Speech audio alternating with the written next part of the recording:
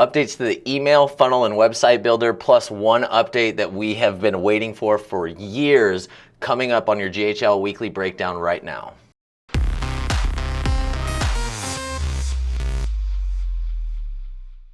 All right, guys, this week we have a lot of updates for you. Most of them are pretty technical. I'm going to start out with what will be the most exciting for everybody, which is inbound calling is now live in beta. So what this means is you now have the ability, this is inside the web app, inside of HighLevel, not forwarding calls to your phone, not on your phone, but inside from your desktop, inside the web app, you now have the ability to receive inbound calls. You're going to have to enable this in Labs first off, and then you're going to have to go into Staff, and where you select what your inbound number is, you'll check a box that allows you to receive calls within the web app. Guys, this is huge.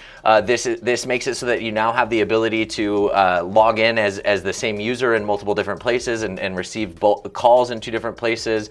But this is also going to make it so that you no longer have to forward your calls to your cell phone. If you're sitting at your desk and you have a headset on, you'll be able to answer your calls right there. This is huge for our core clients, huge for anybody that's doing any sort of outbound or inbound calling from the system. All right, next up, we've got a lot of updates this week to the email builder, our new email builder, the new funnel builder, and the new site builder. Now, the funnel and site builder are pretty much the exact same thing. The email builder is a slightly different variation of this, but they all kind of fall into this same category, the same umbrella that HighLevel has been updating over the last few months. Updates to the email builder, we now have some easier, more intuitive ways to interact with the padding of the email and the alignment of the content within the sections, within the blocks. So this is cool from a design standpoint, from somebody who writes emails in the email builder. This is something that is welcomed.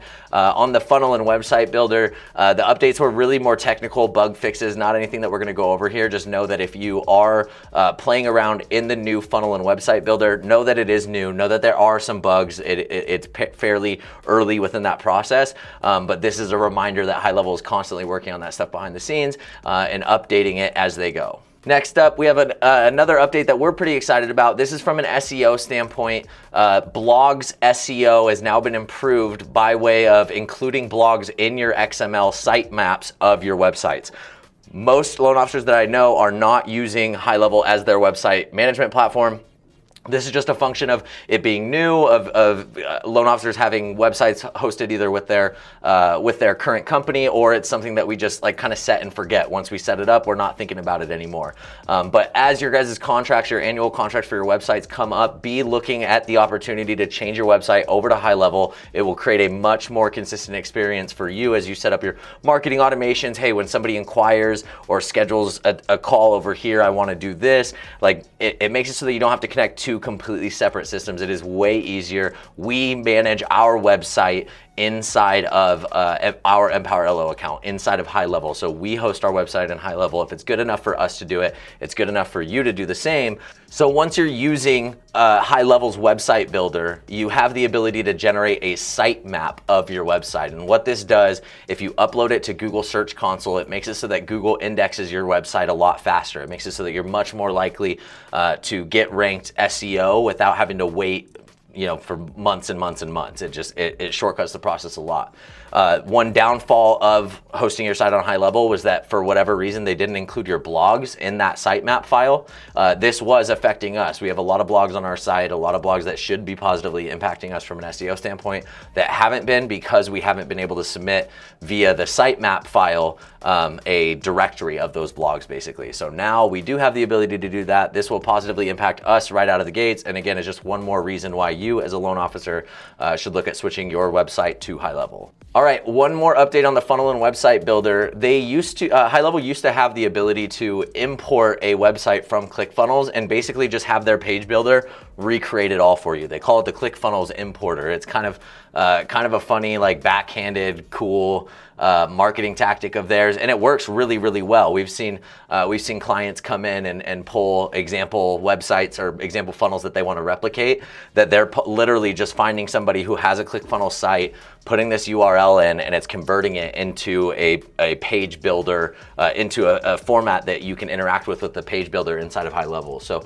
this is really cool. If you know anybody that's using ClickFunnels, or if you see any funnels that you like that are hosted on ClickFunnels, you now can go pull that URL, import it into HighLevel, and it will turn that into a format that you can now interact with in the page builder, move the elements around, change the text, all of that good stuff. So really cool feature. Again, a little nuanced, a little shady, right? But at the same time, Russell Brunson himself is the one who coined the term funnel hacker. So that's why I think this is funny. That's why I think it's a little like little tongue-in-cheek shade that HighLevel's thrown out there, is like, you know, funnel hack this. We literally have the funnel hacker machine. ClickFunnels, you can't even do that, because obviously ClickFunnels clients wouldn't be happy about your ability to take their ClickFunnels site and replicate it with the click of a button without paying them anything. So you do have the ability to do that if you have HighLevel and if you're finding ClickFunnels sites that you import. So again, really cool feature. This is one that was active, but when they changed to the new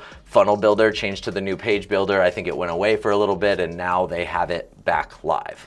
All right, lastly, they've made some updates to the API for contacts specifically. And what this has resulted in for our clients, for our core clients, is it's resulted in the source coming through different than it has in the past, where we used to be able to map a value to the source when we sent it in through the API. Now whatever we're putting in there is getting overridden, and it's coming through as public API.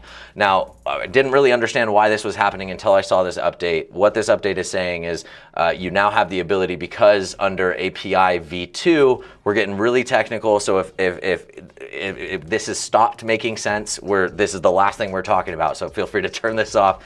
If API v1, v2, and API keys and authentication, if none of that stuff makes sense to you, feel free to turn this off. But if it does make sense to you, just understand with the migration to API v2, part of it is that you're going to have unique API keys or unique authentication keys for each connection that you set up. And so the purpose of this is so that when people come in through the API, through your API, you'll be able to tell which person, which source, which API source imported that, and not just based on mapping the field, but based on like, this API key belongs to this relationship. So let's say in the case of a loan officer, let's say I have this API key that is in place for this realtor that is sending their leads into here. So I have, realtor number 1 API key. Well, now I have realtor number 2 API key, and now all the way back to when the lead was originally added, I will be able to tell exactly which API key